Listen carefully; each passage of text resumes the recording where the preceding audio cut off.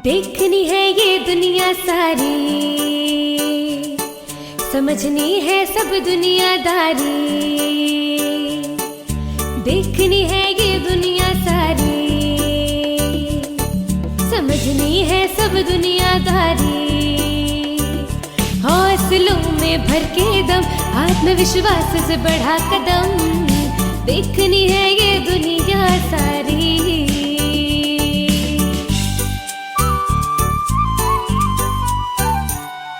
ज़मीन से भी आसमां से भी करने चली हूँ मैं यारी। भरनी है उड़ान, लिखनी है खुद की पहचान। भरनी है उड़ान, लिखनी है खुद की पहचान। हेलो दोस्तों, हाजिर हैं हम चुलबुली बुलबुली के संग जीवन कौशल की नई डगर पर। रूम टू रीड प्रस्तुत करता है जीवन कौशल शिक्षा पर आधारित कार्यक्रम हौसले की डगर। दोस्तों, सुनते हैं आज की कहानी, जहां हम ये समझेंगे कि सभी व्यक्ति अपनी अलग अलग राय रख सकते हैं, और यदि हम अपने परिवार के साथ किसी बात पर असहमति रखते हैं तो हमें गंभीरता और सहजता के साथ उस पर चर्चा करनी चाहिए। इसके लिए आवश्यक है सम्मान पूर्वक सभी की बात सुनना, उनके विचारों और भावनाओं को समझना और संवेदनशील बनना। तो आइए सुनते हैं आज की कहानी।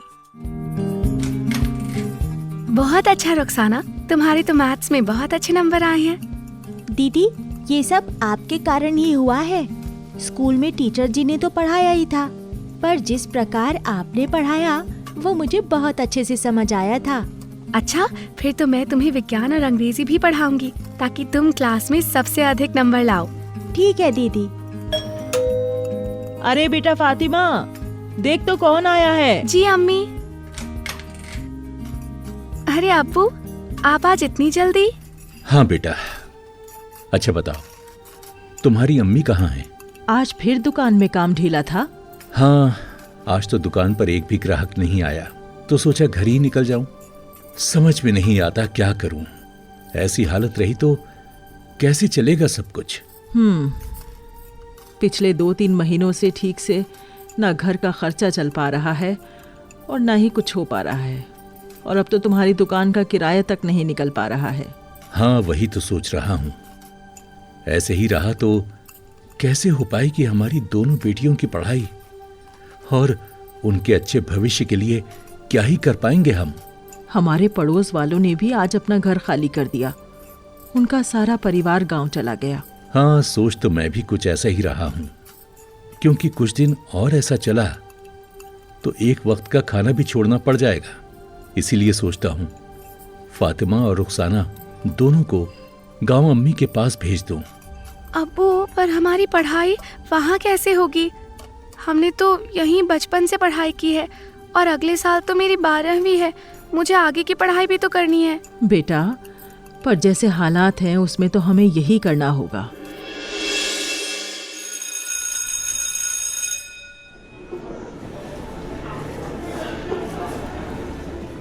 फातिमा, पिछले क्लासेस में जो पढ़ाया गया था तुम मुझे पढ़ा देना।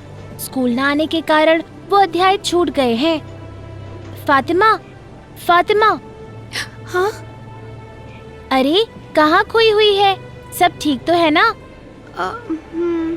तेरा मतलब कुछ तो परेशानी है। चल बताना क्या हुआ। दरअसल बात यह है कि पिछले कुछ महीनों से मेरे अब्बू की दुकान में बिक्री बहुत कम हो रही है, जिसके कारण हमारी आर्थिक स्थिति बहुत बिगड़ गई है।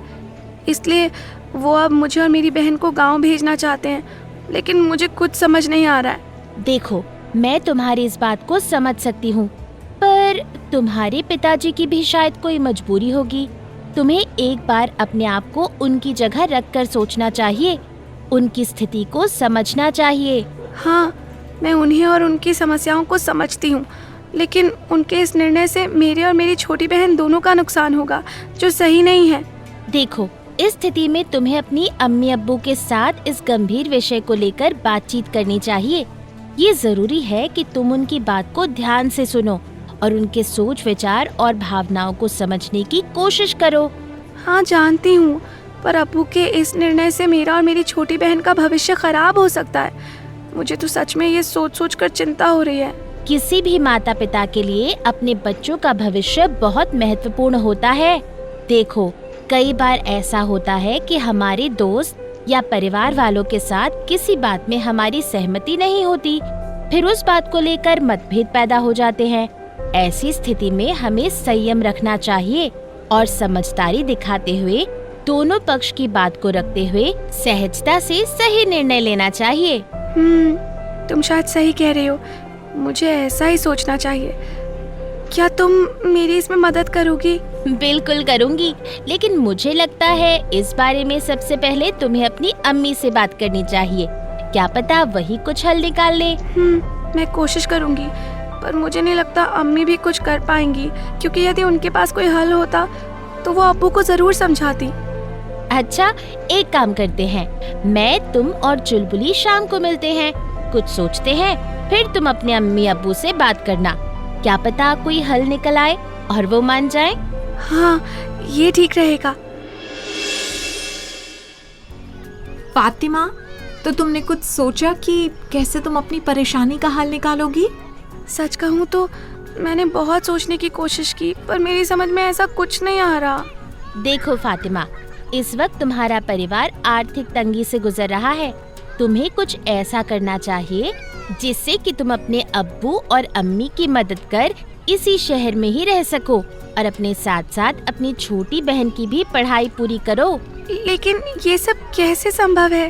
अरे फातिमा, तुम बता रही थी ना, तुम कभी कभी छोटी कक्षाओं के बच्चों को पढ़ाती हो, तो फिर क्यों ना तुम उन्हीं बच्चों को पढ़ाओ, यानी कि ट्यूशन दो। ये बहुत अच्छा आइडिया है। हाँ फातिमा, तुम तो अपने क्लास वालों को ही बहुत अच्छा पढ़ाती हो, छोटी क्लास वालों को और भी अच्छा पढ़ाओगी और तुम अपने परिवार वालों को समझा सकती हो कि कैसे ये सभी की मदद करेगा। लेकिन क्या अम्मी अब्बू इस बात के लिए मानेंगे? हाँ, क्यों नहीं। आखिर तुम ऐसा करके अपने और अपने परिवार के लिए कुछ कर पाओगी और तुम्हारी ये कोशिश उनकी स्थिति के प्रति तुम्हारी संवेदनशीलता को दर्शाती है। देखो फातिमा, हमें अपने घर वालों से बात करने के लिए उचित समय देखना चाहिए, जब वो अच्छे मूड में हो, किसी काम में व्यस्त ना हो। उन्हें ये बताना जरूरी है कि तुम किसी बहुत महत्वपूर्ण विषय में बात करना चाहती हो जो तुम्हारे और उनके लिए जरूरी है। तभी वो तुम्हारी बात ठीक से समझेंगे और उस पर सही निर्णय लेंगे। हाँ, मेरे भैया बता रहे थे, परिवार में हमें मिलजुल कर रहना चाहिए और यदि कोई मतभेद पैदा हो या फिर किसी की बात तुम्हें बुरी लगे या फिर तुम उस बात से सहमत ना हो तो तुम्हें गुस्सा करना या चिल्लाना नहीं चाहिए, बल्कि खुलकर उस विषय पर एक दूसरे के साथ बात करनी चाहिए। हाँ, तुम सही कह रही हो। हाँ, और अगर तुम्हारी बात सुनकर दूसरे कोई प्रतिक्रिया दे या गुस्सा हो जाए या चिल्लाने लगे, तब भी तुम्हें शांत रहना चाहिए और उनकी बात सुनते रहना चाहिए। इससे दूसरा व्यक्ति भी शांत हो जाएगा। बिल्कुल। फातिमा, तुम और देर मत करो, तुरंत जाकर अपनी अम्मी अब्बू से बात करो।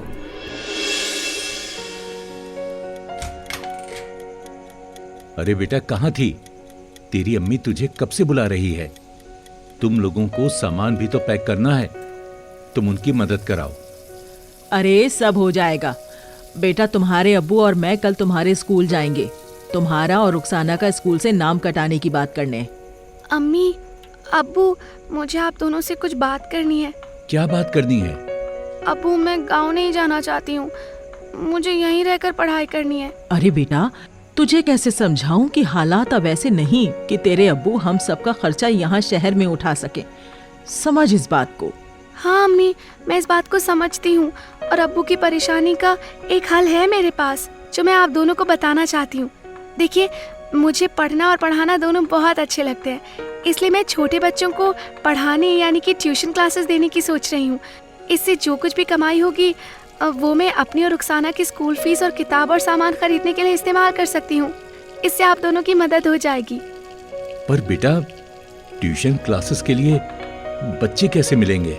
अब्बू, रुखसाना के आधे से ज्यादा दोस्त यहीं मेरे पास पढ़ने आते हैं, ऐसे ही मोहल्ले के और बच्चों को भी पढ़ा दूंगी मैं। लेकिन सब कैसे होगा?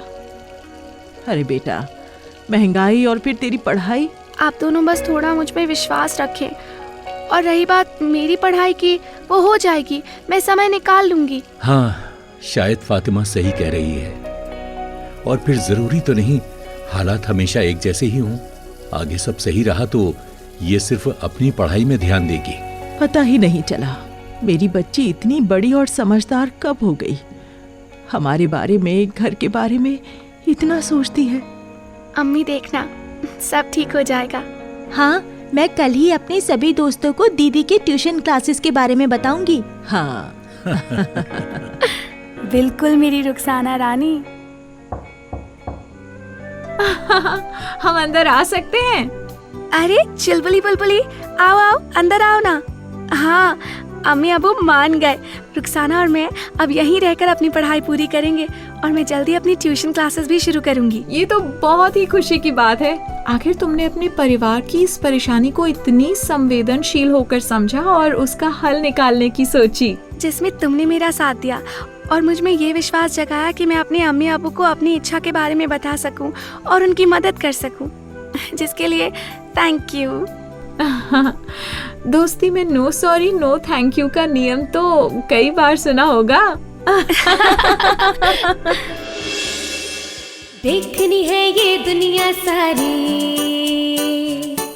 समझनी है सब दुनियादारी। देखनी है ये दुनिया सारी, समझनी है सब दुनियादारी। हौसलों में भर के दम, आत्मविश्वास से बढ़ा कदम। देखनी है ये दुनिया सारी। तो आज हमने क्या सीखा? समझदारी और संवेदनशीलता दिखाएंगे। हर परिस्थिति में परिवार व दोस्तों का साथ निभाएंगे। भरनी है उड़ान, लिखनी है खुद की पहचान। भरनी है उड़ान, लिखनी है खुद की पहचान। भरनी है उड़ान, लिखनी है खुद की पहचान। प्रस्तुति रूम टू रीड।